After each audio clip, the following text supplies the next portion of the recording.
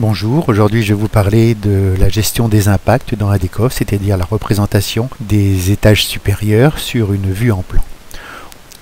Le projet qui va nous servir de support pour cette explication est intéressant dans la mesure où on a dans un premier temps l'étage numéro 1 qui déborde un peu du rez-de-chaussée.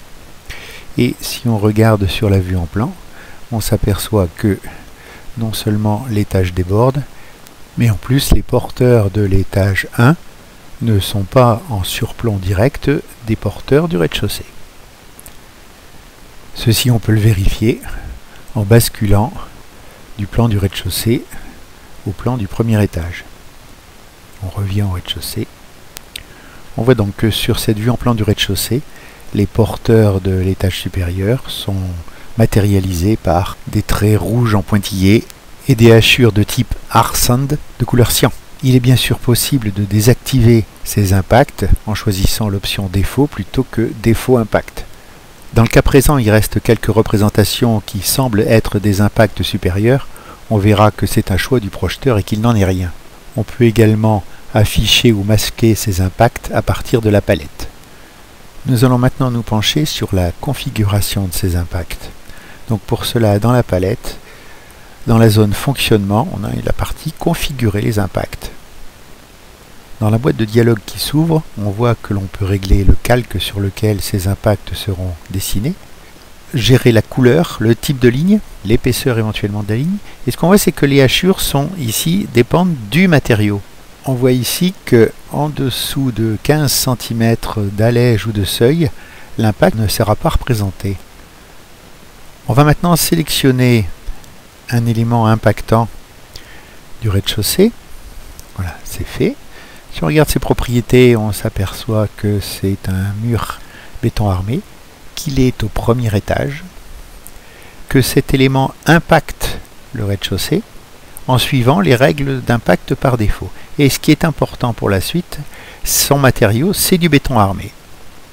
On va donc voir dans ADCOF ce que c'est que ce matériau béton armé.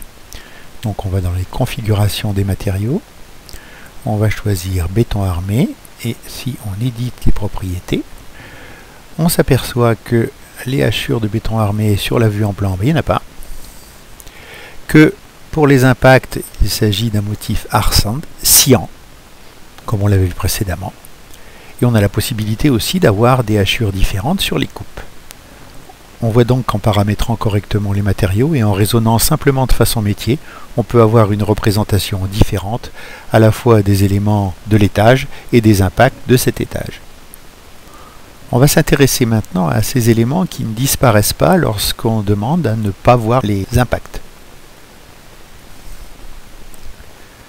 Alors, essayons de voir ce que sont ces éléments. Pour cela, on va faire à nouveau appel à la vue 3D. On s'aperçoit qu'en fait les éléments qui ne disparaissent pas avec les impacts sont en fait des relevés des dalles de balcon. Comment le projeteur les a-t-il traités? En fait, il les a traités comme des poutres.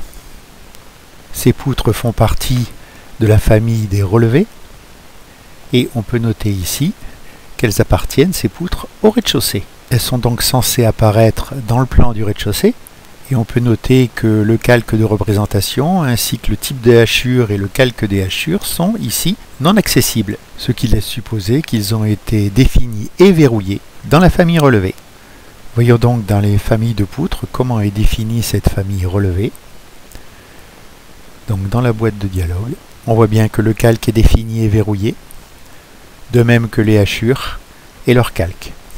On peut noter aussi dans cette boîte du dialogue que la section transversale de la poutre est rectangulaire et que son épaisseur fait 20, mais elle n'est pas verrouillée.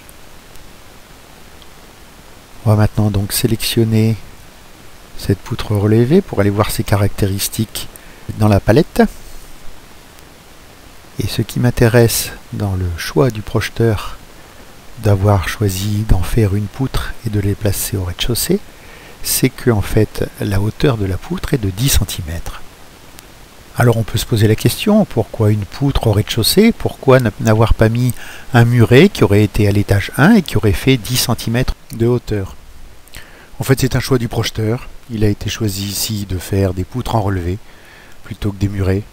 De toute façon, si le projeteur avait fait du muret, il aurait dû définir à l'étage 1 une famille de murs de manière à différencier les murets des murs de hauteur d'étage. Je vous remercie de votre attention.